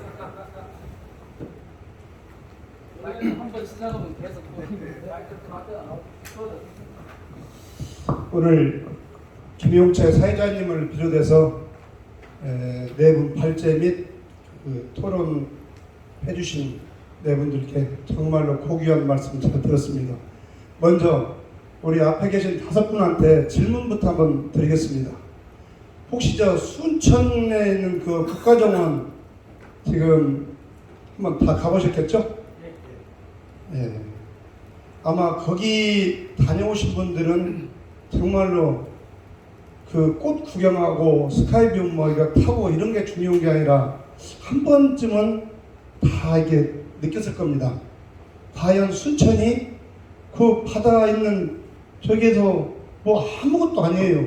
근데 국가정원이라는 그 하나 그 이슈를 가지고 정말로 세계적인 그 관광지보다도 아마 어느 도시에 못지 않을 겁니다. 그래서 먼저 질문을 한번 드려봤고요. 저는 지금 현재 살고 있는 곳은 이평에 살고 있습니다. 네. 나이는 68이고요. 제가 왜 이런 말씀을 드리냐면 지금 우리가 저도 이제 2년 있으면 70으로서 국가 혜택을 많이 볼 겁니다. 근데 이제는 그만 내려놔야 됩니다. 아까 우리 우리 대표 회장님께서 말씀하셨지만 여기저기에다가 분산시켜서 어떤 자리만 나면 노인들한테 복지 혜택 준다. 거기에서 표가 나온다. 하기 때문에 그러니까 이런 것은 모두 불식시키고 AI 지원센터, 또 아까 우리 회장님께서는 영빈관, 학교 이런 등등 많이 말씀하셨는데 저는 결론적으로 말씀을 드리면 지금 아까 순천 우리 국가정원을 이렇게 조성했듯이 우리는 하나로 나가야 됩니다. 다 통나무도 아까 말씀하셨지만 좋은데 그렇게 우리가 여건이 잘 조정이 안 됩니다. 그러면은 우리가 지금 아까 저도 오늘 와서 느낀 것이지만 경찰서가 비어있고 법무부 보호센터 그 자리를 넓힐 게 아니라 그 자리 동사무소 그보다도 더 제 간단한 게 우리 발제 오시는 분들은 말씀하실 때 느낀 감정은 우리 지금 우체국 그런 데를 팔아서라도 그 근방에 시청에서부터 하여튼 정말 국가 정원만 치면 넓지 않지만은 어디까지라도 해서 거기다가 단풍나무도 정말 몇백 년 수령 될 정도로 와서 내장에 오신 분들은 여기가 관광지다. 거기에다가 우리 심요섭 변호사님 말씀하신 AI 인공센터 또 우리 회장님께서 말씀하신 호텔 및 영빈관 또 우리 김수봉 전 교육장님 말씀하신 그런 학생들의 지도 관련을 전체 복합적으로 만들어서 같이 해야만이 어떤 우리가 저출산 고령화 이런 사회에서도 좀 대책이 되지 않을까 해서 이렇게 한번 건의를 한번 드려봅니다. 오늘 좋은 말씀 잘 들었습니다.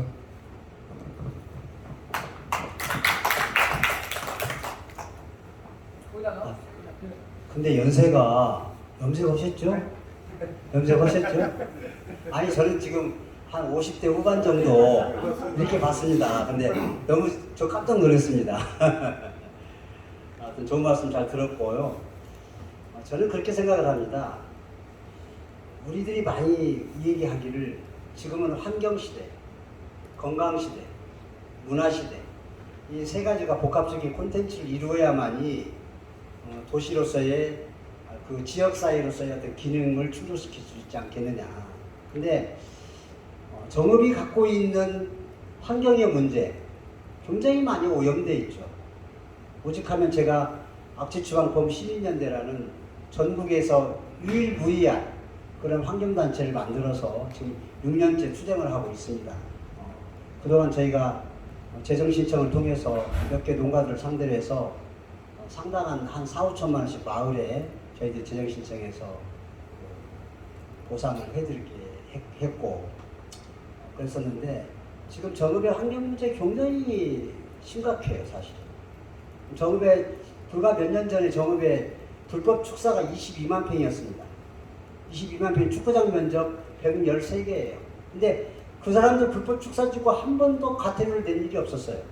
그래서 제가 오직하면 시장이나 국장들까지 13명을 직무유기로 제가 검찰에 고소를 했었었는데 그 정도로 정읍의 환경 문제가 악화되어 있어서 저는 앞으로 악침조도 계속 할 거고 그것도 정읍은 저희가 이제 문화적으로는 굉장히 좋은 여건을 갖추고 있습니다. 특히 우리가 말하는 정읍사는 1200년 전에 가요가 지금도 전해져 내려오고 전국인의 상춘곡이라든가 이런 것은 우리나라 가사문학의 효시라고 얘기를 하죠. 또 최근에는 신경숙 작가의 현대문학의 새로운 지평을 연 깨딸이의 출생지고 또 소월일에 가장 그 서정적인 시를 썼다는 박정만 시인이 사내면 삼두리 마을 출신이죠. 그럼에도 불구하고 이런 좋은 저희들이 문화적인 자산을 갖고 있음에도 불구하고 정읍엔 문화관 하나도 없습니다. 저는 지금 저기 그 내장사 저 공원 밑에 가면 발 닦는 조교관이 있어요. 저는 그런 자리에다가 정말로 문화관 하나도 내걸어서 전국의 문인들이 정읍에 와서 문학을 좀 느끼고 가고 할 수 있는 그런 자리가 있었으면 하는 그런 아쉬움을 느낍니다. 돈 많이 드는 것도 아니거든요. 그래서 정읍이 지금까지 우리가 뭘 추구하고 있는가, 앞으로 비전이 어떻게 뭘 제시하고 있는가, 저는 그게 굉장히 의문스러워요. 과연 지금 지자체장들이 내걸었던 정읍을 이렇게 발전시키고 정읍의 인구를 이렇게 늘리고 정읍 내장산을 사계절 관광지로 만들고 이런 이 얘기들이 하나도 만들어진 게 없어요. 하나도 이루어진 게 없습니다. 누구는 심지어 정읍을 100만 관광시내로 열겠다고 얘기했었어요. 근데 유감스럽게도 전라북도를 찾는 관광인구의 0.3%만 정읍에 옵니다. 정읍 사람들이 다 그런 건 아니지만 손님이 오시면 어디로 가서 식사를 모셔야 할지 많이 망설이고 있습니다. 아까 두 분께서 말씀하셨지만 정읍은 정말로 외지에서 왔을 때 회의할 만한 장소가 없어요. 제가 얼마 전에 고창에 운곡 유스 호스텔에 갔다 왔습니다. 고창군에서 운영하는 곳인데 굉장히 좋아요. 다른 펜션에 비해서 너무 좋아요. 당장에 정읍에서 무슨 회의하면 둘이 가죠. 정읍 여관에 가서 회의할 수 없잖아요. 그래서 저는 정읍이 뭔가 좀 이제 좀 바꿔졌으면 했으면 하는 그런 생각을 많이 해보는데 이제 우리가 지역의 창생의 문제, 지역 문화라는 것이 관에만 맡겨서는 안 된다. 시민들이 나서서 자꾸 채찍질하고 독려하고 격려하고 그래서 같이 가는 그런 시스템으로 가야지 않겠느냐. 저는 그런 차원에서 오늘 이 모임의 의미가 이 토론의 의미가 있는 거 아니냐. 그래서 저는 김태룡 대표님한테 앞으로 이 모임을 신문사 차원에서 한 단계 더 나가서 정읍 시민, 정읍 시 전체적으로 아우르는 그러한 토론회나 그런 대안을 모색하는 그 기획을 삼았으면 하는, 그래서 주기적으로 정기적으로 우리가 위원회를 만들든지 그렇게 해서라도 계속 확대해서 나가야 하지 않겠느냐, 그 얘기를 제가 감히 말씀을 드립니다. 또 다음에는 우리 샘골 상인회장님 오셨으니까 아마 정읍의 문제를 가장 가까이서 체감하시는 분들이 우리 상인회에 계신 분들이 아닌가 싶은 생각이 들어요. 그래서 상인회 회장을 운영하시면서 정읍의 좀 발전에 대해서 좀 이렇게 하시고 싶은 말씀 있으시면 오늘 좀 얘기를 좀 해주십사고 부탁드리겠습니다. 네, 안녕하세요. 이윤구입니다. 좋은 이야기 우리 유승훈 회장님께서 많이 말씀하셨고 저희가 상당히 뜻깊게 많이 들었습니다. 저는 다른 건 이야기하고 싶은 생각은 없고요. 항상 제가 생각하는 건데 상인회와 떨어지는 이야기입니다만은 수급자들이 돈을 받아갔을 때 일을 하게 되면 돈을 안 주고 일을 안 하면 돈을 준다. 놀면 돈을 주고 돈을 받은 근거가 있으면 돈을 안 준다. 그거를 하는데 우리 정시만큼이라도 우리 의원님들 도의원 지원이시니까 정시만큼이라도 그걸 제정을 해서 하다부터 저희가 완전히 마음이 많이 아파가지고 도저히 일을 못할 형편이면 몰라도 나이롱 환자들이 너무 많아요. 근데 돈을 딴 데서 벌어오면 교수 돈을 안 준다 이거예요. 그래서 지금 노는 사람들이 많은데 이걸 뒤바꿔가지고 제세자 주문 소견에 뒤바꿔서 10만 원이라도 받아오면 10만 원 주겠다. 이렇게 해서 그걸 좀이라도 적금 아닌 돈이 좀 쌓이게끔 그렇게 만들어서 어떤 일을 하더라도 요즘 노인 일자리라든가 이런 식으로 해서 유도를 시켜서 좀 주면 되지 않겠나. 그런 이야기를 솔직히 한번 해봐서 그런 제안을 한번 생각을 해봤으면 좋겠다. 그 말씀만 드리고 아무쪼록 우리 세골시장 상인회라든가 우리가 전체 상인회 회원님들을 많이 사랑해 주셔서 너무나 감사합니다. 고맙습니다. 네, 감사합니다. 우리 생골 상임 회장님께서 평소 느끼셨던 그런 일을 잘 말씀해 주셨고, 시간적인 제약 때문에 우리 마지막으로 그 쌍화차거리 회장으로 오신 회장님 저 뒤에 잘 안 보이시는데 가셨어요? 아, 가셨구나. 뒤에 누구실까요? 뒤에 여성. 자, 오늘 저 홍일점으로 오셨는데 아, 그러세요? 이렇게 좋습니다. 그러면 오늘 사실은 저는 보다 더 큰 차원에서 좀 이 얘기를 좀 했었으면 하는 그런 아쉬움이 있는데, 어떻든 간에 주제가 굉장히 축소된 것 같아서 좀 아쉬움이 있습니다. 어떻든 간에 우리가 처음부터 크게 기대할 수는 없는 거고, 정읍신문에서 33주년 창간을 맞이해서 이런 자리 하나 어떤 정읍 발전의 어떤 그 토론의 그 장을 여는 거 아니냐, 그렇게 해서 저는 거기에 의미를 부여하고, 앞으로도 이런 토론회가 계속 또 확대돼서 뭔가 생산적인 얘기들이 진행될 수 있고, 그것이 또 관민 하나가 돼서 새로운 정읍을 도약시킬 수 있는 그런 계기가 되기를 바랍니다. 오늘 바쁘신데 참석해 주신 네, 잠깐 그러면 우리 이제 발제자분들의 두 분의 마지막 발언을 좀 듣도록 하겠습니다. 5분 정도 드릴까요?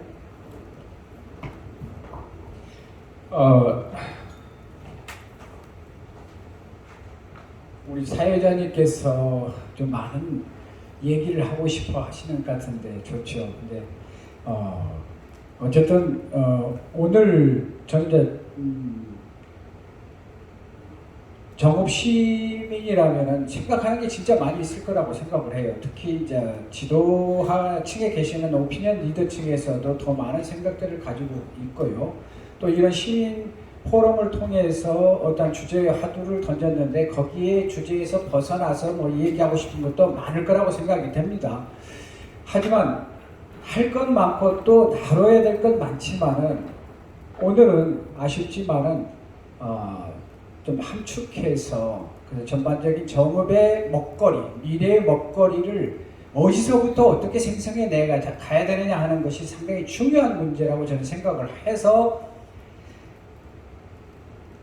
기회가 있었을 때, 기회가 주어졌었을 때 경찰서 부지를 반드시 어떻게든 이걸 관찰을 하면은 자연적으로 여기에서 모든 부분이 다 파급된다고 생각을 해요. 우리가 나가지도 않고 오히려 밖에 있는 사람들을 불러들이는 계기가 되니까 거기에 어쨌든 단풍이라고 하는 거. 정읍하면은 누가에게 물어봐도 정읍은 단풍이잖아? 이렇게 얘기 나와요. 그러면은 인근 지역이 단풍나무를 계속 심어가니까 우리는 밖에 있는 단풍나무 큰 거 좋은 거 사실 사서 와야 돼요. 사가지고 와서 우리 정읍 땅에다가 막 심어야 돼요. 작은 것은 심어가고 이 일을 주도적으로 해야 된다.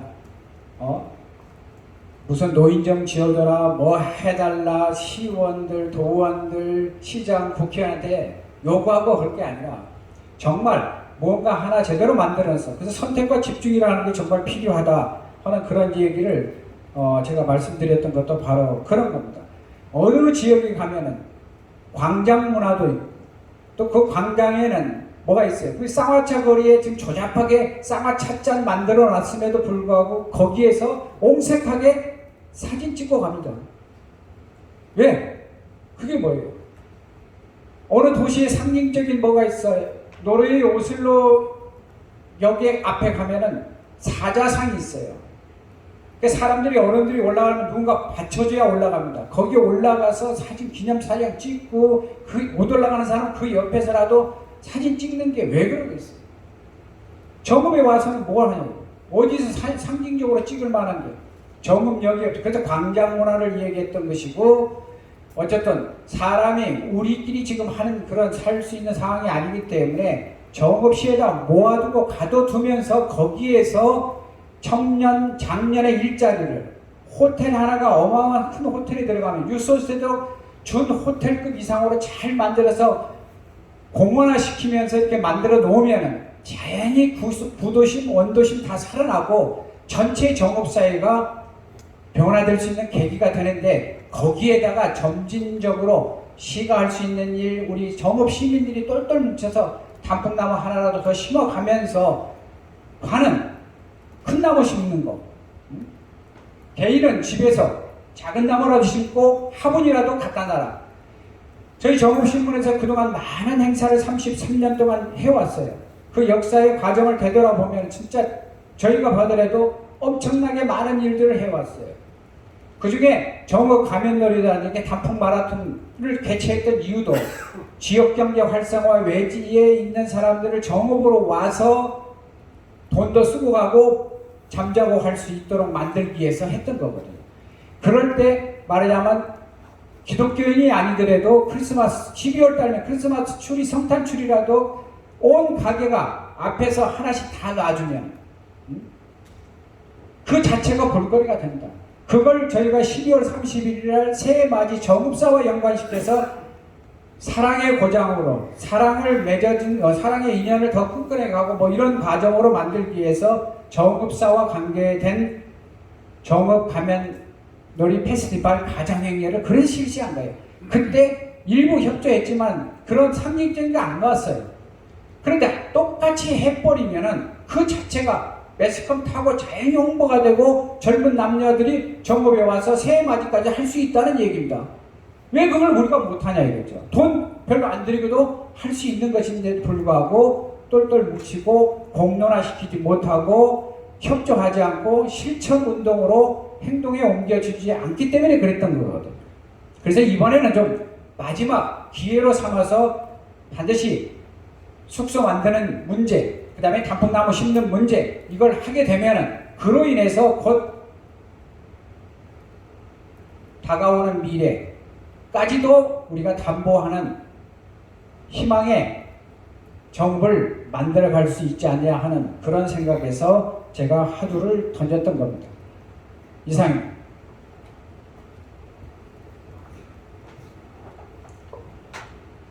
저는 교육혁명, 교육혁신을 정읍시 인구를 늘리는 방편으로 생각하지 않습니다. 그건 불가능하다고 생각합니다. 국가도 못했고 아무리 여러 가지 정책을 하더라도 정읍시 능력으로 벗어난다.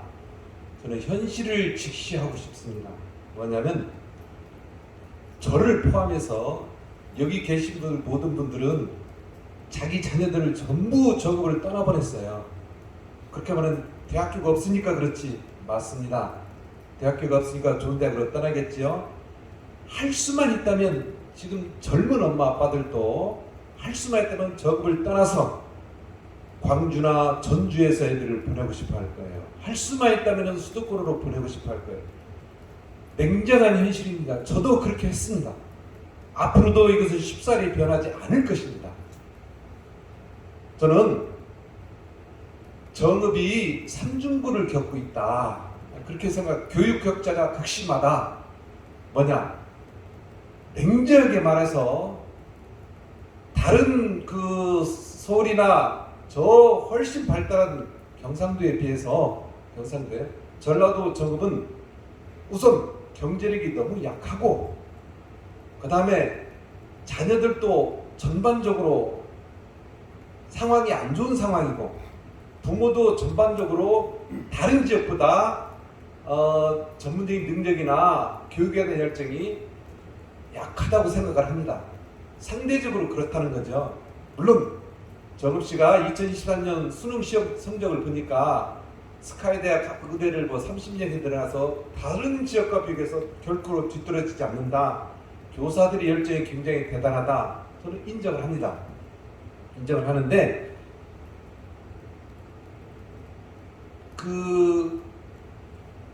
더 서글픈 것은 정읍의 초고령화도 문제지만 초저출산으로 해서 어린이집, 유치원, 초등교 다 문 닫아 있는, 다라는 것은 좀 과장된 표현이고요. 다 문 닫아야 되는데 그럼에도 불구하고 정읍에서 남아있는 젊은 엄마 아빠들이 유치원 어린이들 초중고를 애기들을 키워야 될 텐데 저는 거기에 관심을 갖습니다.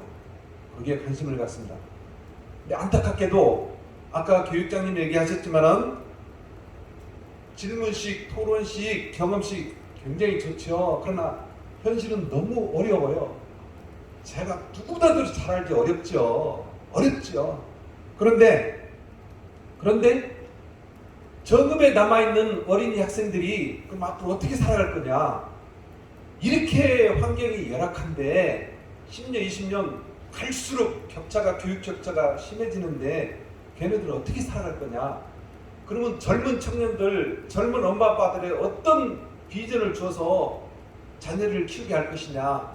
저는 굉장히 현실적인 측면에서 말씀을 드리고 싶습니다. 그런데 안타깝게도 교육을 정읍교육청 교사들만 책임이라고 생각하는 것 같아요. 학원 선생님 포함해서. 정읍시는 모르겠어요. 교육에 대한 일주 예산이다 얼마에 하는데 교육에 대해서 지원하는 게 얼마나 있나. 특히 이 교육 격차가 심한 열악한 환경에 처해 있는 어린이들, 초중학교 학생들, 초중고 학생들에 대해서 정읍시가 교육에서는 얼마나 배정하는가.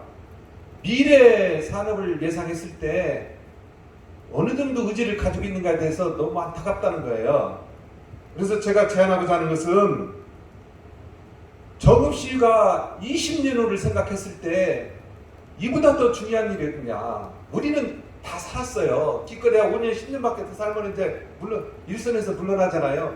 제가 잘 먹고 잘 살자는 것이 아니고 우리 자녀들, 우리 손자들을 어떻게 해야 될 것이냐. 특히 정읍에서 살고 있는 자녀들, 정읍에서 살아갈 손자들을 어떻게 할 것이다.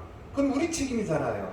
우리 기성세대 책임이고 우리 교육지원청 교사들 책임인데 진짜 중요한 책임감을 느껴야 될 것은 정읍시 집행부, 정읍시 의라는 거죠. 의라는 거다. 그래서 이렇게 열악한 환경에 처해있는 우리 미래 세대, 미래의 주인공이 돼야 될 어린이들에 대해서 우리가 책임감을 느껴야 되지 않겠냐. 그래서 같이 미래인재연구소로서 연구소를 하나 만들어야 되지 않느냐. 여기는 정읍시 관계자 포함되고 교육청 포함되고 교육정부가 포함되고 일반 시민, 학생 운영위도 포함된다든지 해서 우리 자녀들, 정읍에 살게 될 자녀들, 정읍에 사는 손자들을 위해서 관심을 갖고 얘네들이 열악하니까 어떻게 하면 교육을 더 효율적으로 잘할 수 있을까? 토론식으로 하든지 질문식으로 하든지 체험식으로 하든지 어떻게 교육하고 예산 지원할 것인가? 교사를 어떻게 훈련을 시킬 것인가? 말하자면 어렵지요. 교사를 바꾸는 건 너무너무 어려울 거예요. 그러니까 혁명이고 혁신인데 학부모를 또 바꿔야죠. 의식을 바꿔야 되니까 어렵죠. 그나저나 여기서 먹고 살기도 힘든데 자식을 학교 보내고 학원 보내는 것으로 그냥 다 했다고 생각할 때 이런 환경에서 자라게 될 우리 자녀들, 손자들이 10년, 20년 후 더군다나 인공지능이 모든 자를 압도적으로 이제 밀어낼 이런 시장에서 어떻게 살을 것인가. 저는 거기에 대해서 정말 안타깝게 생각합니다. 그래서 이 부분에 대해서 관심을 가져줬으면 좋겠다. 관심을 가져주고 시가 직접 나서고 학교 운영에도 좀 깊은 관심을 갖고 학부모를 의식을 바꿔야 되고 교사들 의식을 바꿔야 되고 어떻게 기승전 의사를 많이 배출한 것이 성공한 학교냐. 이게 어떻게 미래지향적인 교육이냐. 정말 깊이 생각을 해서 우리가 문화생활을 누리자 잘 살자는 것이 아니라 우리 자녀들, 손자들에도 정말 관심을 가졌으면 좋겠다. 그런 생각입니다. 신 변호사님 열변을 토해주셨습니다. 불과 130년 전에 정읍에서 동학 국민 전쟁이 일어났죠. 그것을 누구는 전쟁이라고 하고 누구는 혁명이라고 하죠. 저는 전쟁이기도 하고 혁명이라고도 생각을 합니다. 그러한 혁명의 정신, 그 죽음을 각오하고 몸을 던졌던 그 전쟁에 살아름지는 그런 아픔과 시련을 우리 정읍 시민들은 지금 느끼고 있는가.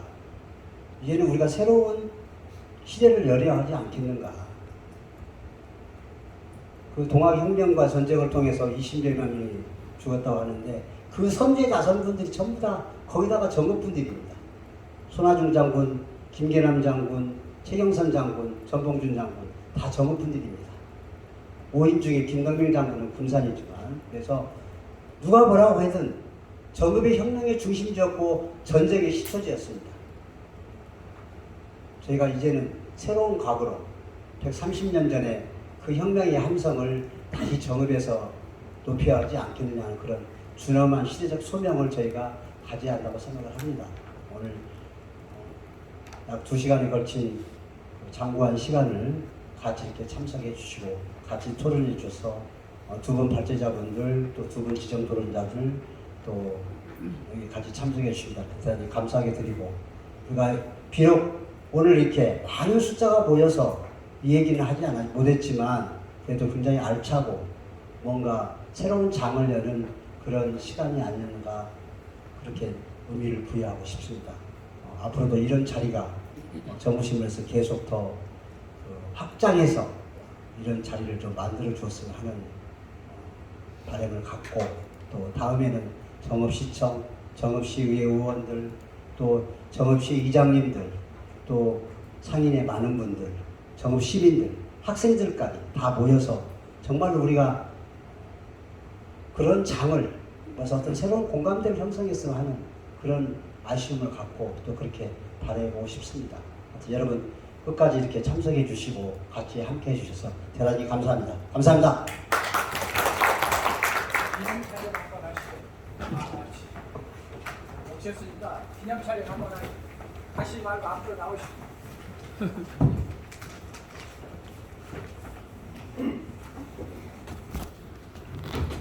아이고.